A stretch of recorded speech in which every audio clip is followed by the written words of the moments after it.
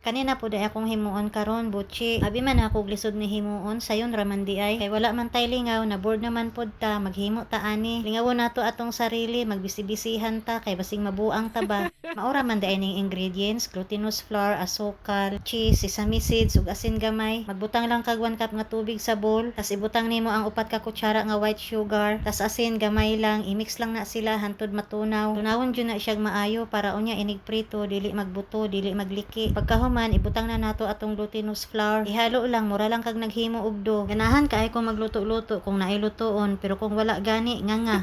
Tas kung mag-ingon ani na siya, wala nay magpilit sa imong kamot, okay na siya, pwede na nimo bilog-bilogon. Bilog-bilog usa nako na tanan para makita nako kung pantay ang kadako. Pero pwede ragad nimo diretsuhon og butang og palaman. Depende lang gud sa imuha, tiguang naman ka na naman kay buot.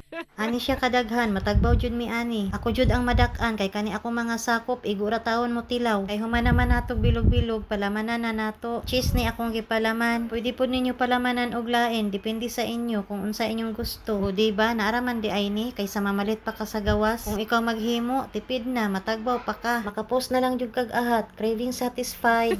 Tas dire giisa-isa na dai natog butang sa sesame seeds. Wala ko na kontento, wala kaayo nagpilit ang sesame seeds sa dough. May na lang nahuna-hunaan nako tong naghimo kog binangkal nga gibasa usa nako sa tubig bago gibutang sa sesame seeds. Tas parehas lang gihapon sa binangkal nga i-press lang nimo para mo dikit jud ang sesame seeds. Para inigprito unya dili mga tanggal. O diba, mauna ni siya, humana na ako butang og palaman tanan. Excited na ko, labi nag first time na ako nagluto ani. Tas dire nagpainit na dai tag mantika. Kulang akong mantika, dapat mas daghan pa diha. Mas nindot siya kung mulutaw jud siya sa mantika. Wala tay mahimo kay maura jud na. Hago na mo palit sa tindahan perting inita. Dili ko gusto magpainit kay musamot kog kauga.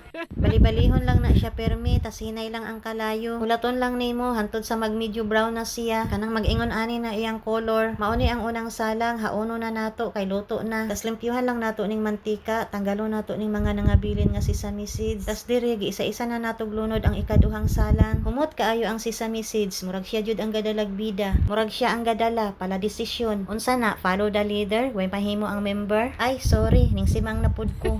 Ihaon na pud ay nato ang ikaduhang salang, luto na. Tilawan nato be kung unsa jud kalami ning butchi ni Ditay. Kaning nasa ilalom atong pilion kay medyo bugnaw na. Wala natunaw ang cheese, mas lami jud unta tong natunaw. Lahi siguro ni nga cheese akong gamit. Dapat siguro katong cheese nga magmelt, pero okay na ni, lami man gihapon ni. At least sa sunod kabalo na ta kung unsa nga cheese atong gamiton. Dapat nakabalo jud ta kanang naka-experience ta ba. Naka-relate di ay ka, judger yarn. Ay, ning simang na pud lagi ba?